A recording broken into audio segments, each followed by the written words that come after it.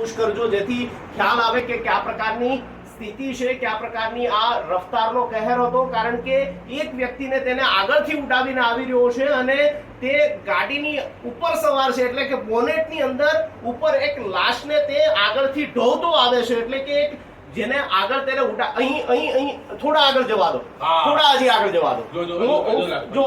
હજી થોડા આગળ લેશો, હું અહીં આપ જુઓ છો તે પ્રકારે સીસીટીવી ની અંદર આગળ જે બોનેટ ઉપર આપ જુઓ છો તે એક વ્યક્તિની લાશ છે, એનો મતલબ કે એક વ્યક્તિને તે આગળથી ઉડાવતો આવે છે, બોનેટ ઉપર તેની લાશ પડેલી છે અને આ પ્રકારનો રફતારનો કહેર જે છે તે ગાંધીનગર પુશ કરજો જેથી ખ્યાલ આવે કે કયા પ્રકારની સ્થિતિ છે, કયા પ્રકારની આ રફતારનો કહેર હતો, કારણ કે એક વ્યક્તિને તેને આગળથી ઉડાવીને આવી રહ્યો છે અને તે ગાડીની ઉપર સવાર છે, એટલે કે બોનેટની અંદર ઉપર એક લાશને તે આગળથી ઢોળતો આવે છે, એટલે કે એક જેને આગળ તેને અહીં થોડા આગળ જવા દો, થોડા હજી આગળ જવા દો,